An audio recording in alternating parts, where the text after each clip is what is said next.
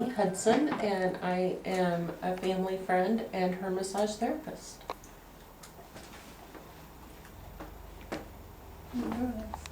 Me. I'm George Bunlards, and I'm a real good friend of Jessica. Lillian Dunlance, friends with Jessica and her mom and dad. Rachel Augustine, a friend. There were moms, more. Ashton Johnson, a friend. Ray McClung, a friend of Jessica. Okay. And my name is Jessica Gamez, and I will be doing a demonstrative speech over how to set a formal dinner table. Okay. I'm gonna put it on there. Are you gonna hold it? Yeah. Oh, okay. Get that together. No, not right now.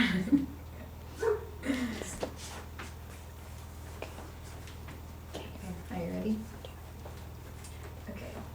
Have you ever wanted to set a formal dinner table but didn't know how to? Or have you ever attended a formal dinner but didn't know which utensil to use? You don't have to worry any longer because today I will be demonstrating on how to set a formal dinner table. By understanding how to set one, you will be able to do it on the spot in case you receive a surprise visit from a person of importance, if you want to dress up your table for a special occasion, or if you want to do it for fun. When setting a formal dinner table, you must remember that each dish and utensil have a different purpose. There are also general table setting rules. For example, utensils should be placed in the order in which they will be used, with the first ones on the furthest left and furthest right. We can start with the forks. The forks go on the left side of the main entree plate. The exception is the dessert fork, with it being above the main service plate and above the dessert spoon. Next are the spoons. The spoons go on the right side of the main entree plate. Again, the exception is the dessert spoon, with it being above the main entree plate. And then you should gather all your items. According to Fresh Magazine August 2016 edition, you must gather a placemat, a charger, an entree plate, or sometimes called main service plate, a soup bowl, a salad fork, a salad plate, a dinner fork, a dessert spoon, dessert fork, and then your stemware, which is your white wine glass, red wine glass, and water glass, a cloth napkin, a butter plate, a butter fork, and then your dessert stuff for later. Okay, we can start with your placemat. You will put it in front of the person or the chair, and then grab your charger, and you will place that in the middle of your placemat. This is usually called the center stage of your seating. Then is your entree plate or main service plate, and this will go in the center of your charger.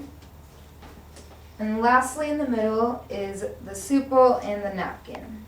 The soup bowl will be placed in the middle of the entree plate, and according to dish.allrecipes.com, on an article called How to Set a Formal Dinner Table to Impress Your Guests, they recommend using a cloth napkin, preferably folded like I have done. And you can either put it on top of your salad bowl, or soup bowl and then, or if you prefer to jazz it up a little bit, you can put it in a wine glass later on.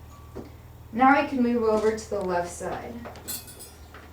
The left side contains your dinner fork, which is larger than your salad fork, and the salad fork will go on the left side also, and your salad plate. Your salad plate will be placed on the top corner, and then your dinner fork will be closest to your entree plate.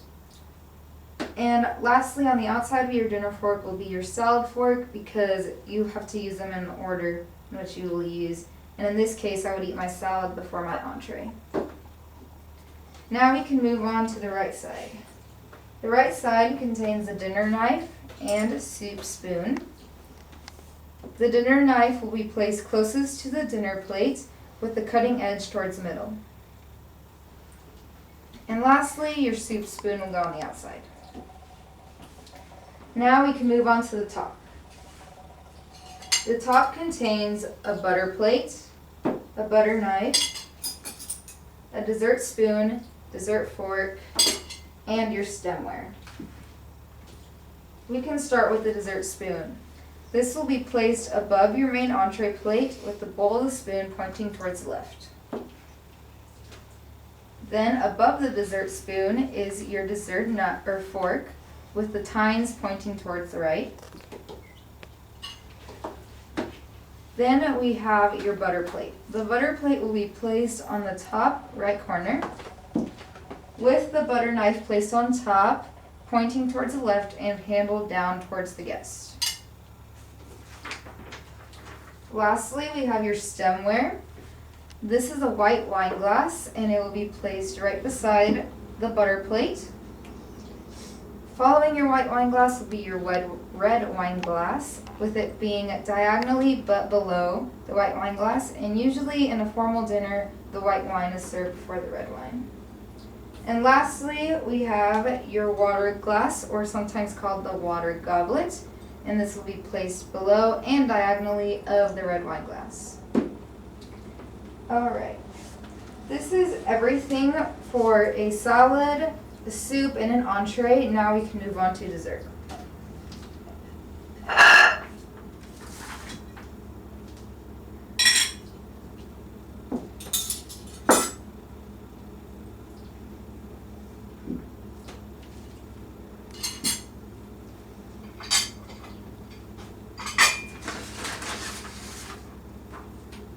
Okay. For dessert, you will have your dessert silverware, your water glass, a teaspoon, a saucer, a teacup, and your small dessert plate. The dessert plate will be placed in the middle of your placemat. Then you can grab your saucer, and this will go to the right of your dessert plate, and a teacup on top of the saucer. According to Martha Stewart, you can use tea for dessert rather than wine because that's what it's traditionally used. Then a teaspoon for mixing in sugar or honey into your tea will go on the right side of your teacup and saucer. And your water glass will be placed above your teacup. And the dessert silverware will be placed in the same position as they previously were in, with the soup bowl pointing towards the left, and above the dessert spoon, dessert fork with the tine pointing towards the right. Lastly, you can add a centerpiece to your formal dinner table. According to emilypost.com, on an article called The Formal Place Setting, it is recommended to have a small centerpiece so you can see the person across from you. And if you prefer to go with a floral arrangement, make sure it is not too scented because you don't want to mix fragrances in the air, as the attention should go to the food and the drinks. And everything on the table should be symmetrical. And what I mean by that is if you go with the candle centerpiece, make sure you have the same number of candles on both sides.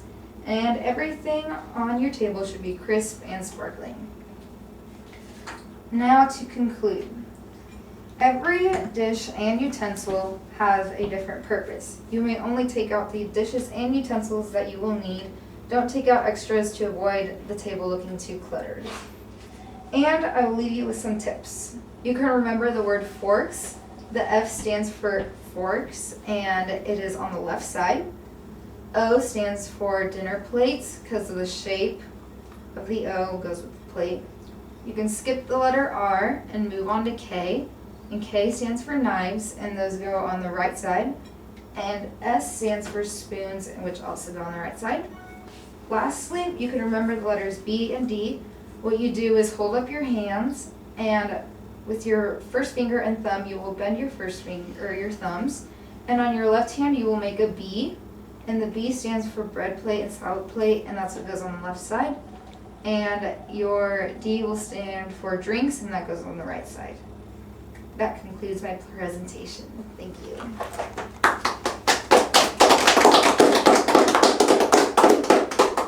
You can stop it.